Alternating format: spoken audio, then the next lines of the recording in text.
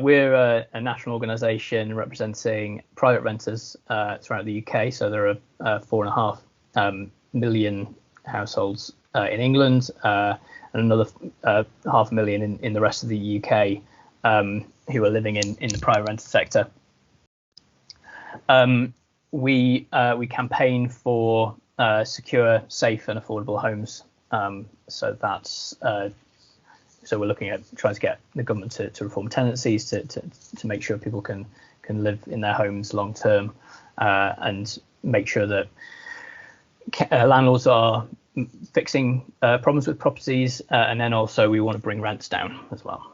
So we've been contacted by landlords who've been offered money to evict their people that are currently in by those willing to pay higher prices because they're so desperate for places. There was one example, a one-bedroom flat in Torquay, where there were hundreds of applications on the first day for this small flat. Is that the sort of thing you're seeing regularly? Are you worried about just the demand for places and pushing up prices? In some parts of the country, and at this particular moment where you've got people moving out of cities to seeking somewhere more rural, with more space, you've got that's driving up demand in places like Devon, along with the plans that people have to holiday in the UK.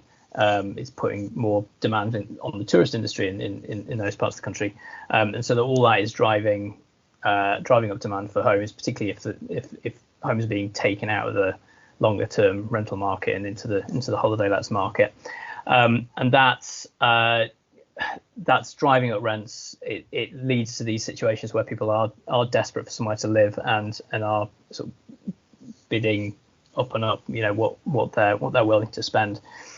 So it's not surprising that we're hearing these shocking stories of sort of the lengths that people are going to.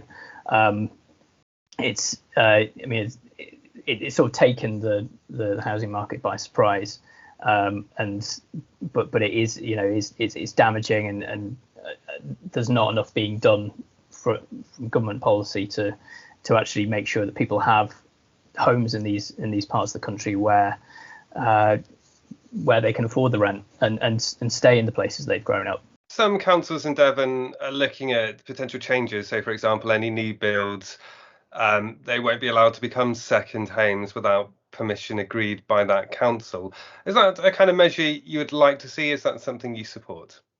It's good that councils recognise there's a problem and are looking for solutions. One of the difficulties with this particular approach is that it doesn't do anything to deal with the demand for second homes. So if you take homes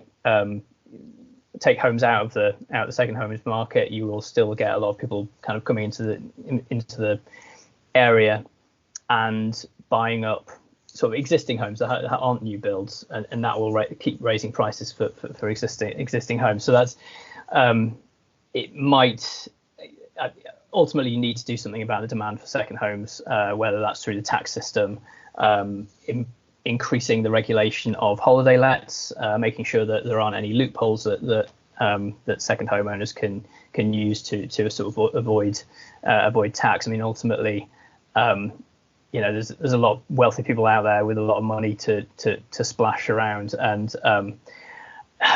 ultimately the housing market needs to reflect that and needs to be designed in a way that makes sure that there is enough housing to go around. And how frustrating is it from those you support and give advice to when they're being priced out of areas where maybe 3-4 generations of their families have lived? Yeah, we're hearing all sorts of stories from renters in the southwest and other parts of the country. So some people have been evicted because their landlord wanted to switch their property to a holiday let. Other people have been evicted for another reason. Maybe the landlord's selling up, and they're just really struggling to find somewhere else close by to their children's school. These cases are happening all the time.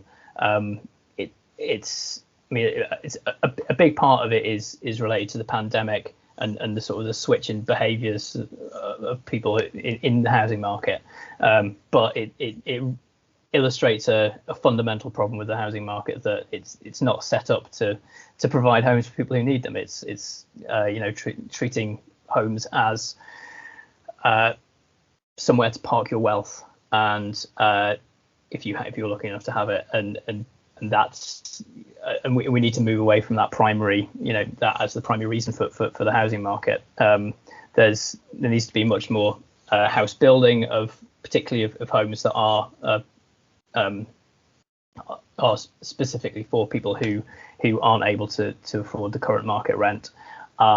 We also need to make sure that holiday lets, second homes, are taxed properly, and we need to make sure that we're regulating the rental market properly, and that means making sure that private landlords are sticking to the right rules, and making sure that people who are